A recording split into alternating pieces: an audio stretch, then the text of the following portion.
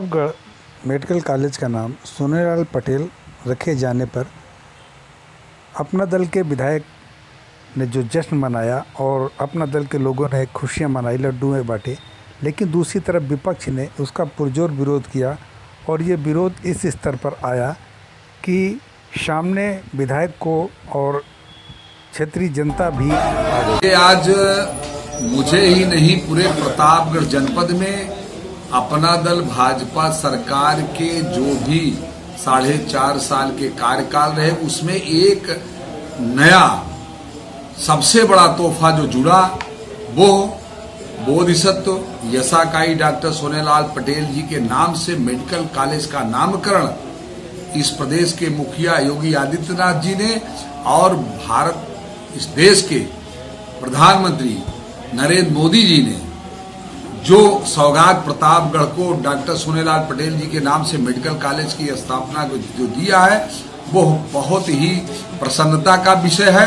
और सबसे बड़ी प्रसन्नता का विषय यह है कि अपना दल यश का विधायक होने के नाते इस प्रतापगढ़ जनपद को सबसे बड़ी सौगात अपना दल परिवार। पूर्व विधायक ब्रजेश सौरभ ने खुलकर विरोध किया। विरोध तो यूँ कि जितने राजनीतिक दल हैं सभी ने किया कि यहाँ पर इस मेडिकल कॉलेज का नाम किसी अन्य विभूति के नाम पर रखा जाए, न कि सोनेलाल पटेल के नाम पर। लेकिन जो ब्रजेश सौरभ मिश्र ने विरोध का दायरा रखा वो अभूतपूर्व है। देखिए ब्रजेश सौरभ मिश्र ने क्या कहा, हम आपको सुनाते हैं। डॉक्टर सोनेलाल पटेल जी का प्रतापगढ़ की जनता से, यहाँ की मिट्टी से कुछ भी लेना देना नहीं है। अगर प्रतापगढ़ के मेडिकल कॉलेज का नाम रखा ही जाना है तो राष्ट्रीय अस्मिता के हमारे संवाहक और सही मायने में जिनको पूरा भारत नमन करता है, सरदार वल्लभ भाई पटेल जी के नाम पर इस मेडिकल कॉलेज का नामकरण किया जाए। हम इसके लिए बिल्कुल आह्लादित मन से तैयार हैं। दूसरी बात, मेरा एक प्रश्न है कि अगर आपको मेडिकल कॉलेज का नामकरण कराना ही है तो अनुप्रिया पटेल जी मिर्जापुर से सांसद हैं। अगर उनको अपने पिताजी के नाम से मेडिकल कॉलेज का नामकरण कराना है तो वहां से सांसद हैं। चाहे तो उस मेडिकल कॉलेज का नाम डॉक्टर सोनेलाल पटेल जी के नाम से करने के लिए केंद्रीय नेतृत्व और प्रदेश नेतृत्व को चाहे तो अनुरोध करें या चाहे मजबूर करें, दोनों अधिकार उनके पास है। मैं सीधी सी बात कहना चाहता हूं कि अगर प्रतापगढ़ में यहां पर नामकरण होगा तो प्रतापगढ़ के किसी विभूति के नाम होगा, वो चाहे किसी भी दल का होगा, चाहे वो स्वतंत्रता संग्राम सेनानी होगा या हमारे प्रतापगढ़ की धरती पर पैदा हुआ कोई भी किसी भी समाज का व्यक्ति होगा, नामकरण प्रतापगढ़ की जनता। ब्रजेश सौरभ के बयान के बाद आर.के. पटेल जो विश्वनाथगंज विधानसभा से विधायक हैं उनको भी आगे आना पड़ा और उन्होंने विश्वनाथगंज विधानसभा के विधायक होने के नाते और अपना दल के विधायक होने के नाते उन्होंने ब्रजेश सौरभ को जो नसीहत दी वो भी एक दिलचस्प है। आइए हम सुनाते हैं कि उन्होंने ब्रजेश सौरभ से क्या कहा। मैं पूर्व विधायक ब्रजेश सौरभ मिश्र जी के जो है उस बयान से बड़ा हतप्रद हूँ जब उन्होंने मेडिकल कॉलेज प्रतापगढ़ का नामकरण जब योगी आदित्यनाथ जी की सरकार ने डॉक्टर सोनेलाल पटेल जी के नाम से रखा तो उनकी प्रतिक्रियाएं दुखद रही हैं। मैं उनकी प्रतिक्रिया की निंदा करता हूं, उनके उस कृतित्व की निंदा करता हूं जिसके क्रम में उन्होंने कहीं हस्ताक्षर अभियान चलाए तो कहीं मीटिंगें की, कहीं गलत बयानबाजी करने का काम किया, तो अपना वीडियो जारी किया, प्रेस कॉन्फ्रेंस किया।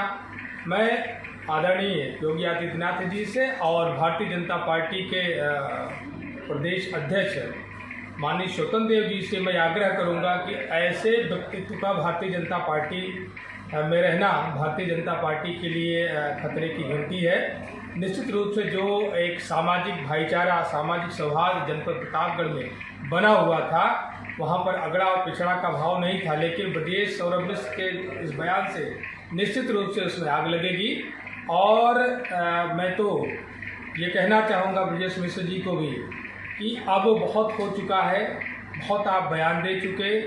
पिछड़े वर्ग के लोगों को, डॉक्टर पटेल के अनुयायियों को सड़क पर ना आना पड़े, अन्यथा ये आपके लिए खतरे की घंटी हो जाएगी। इसलिए मेरा आग्रह है, जितनी आपको ओछी गंदी राजनीति करनी थी आप कर चुके। अब आप अपने घर में बैठ जाएं। आपकी हैसियत को, आपकी क्षमता को, आपके व्यक्तित्व को जनपद प्रतापगढ़ की जनता अच्छी तरीके से जानती है।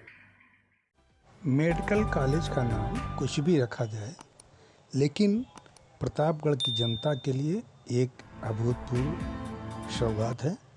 अभी तक प्रतापगढ़ के जिला चिकित्सालय को रेफर सेंटर के नाम से जाना जाता था, क्योंकि जो भी कैजुअल मरीज आते थे, जो भी गंभीर रूप से मरीज होते थे, जिनको जो है इलाज की सख्त ज़रूरत होती थी, उनको संसाधनों के अभाव से इलाहाबाद रेफ़र कर दिया जाता था। और इलाहाबाद रेफ़र करने के कारण 60 किलोमीटर की दूरी तय करने में मरीज की सांसें उखड़ जाती थी और रास्ते में दम तोड़ देता था। तो अब प्रतापगढ़ की जनता को कम से कम इससे निजात मिलेगी और कोई भी मरीज इलाज के अभाव से दम तोड़ने की स्थिति में नहीं होगा, क्योंकि उसको यहाँ मेडिकल कॉलेज में वो सुविधाएं मिल जाएंगी जो इलाहाबाद रेफ़र करने पर मिलती थी। लेकिन अब प्रतापगढ़ की जनता इससे खुशी है। डी न्यूज़ के लिए मैं राजबाबू धुरिया।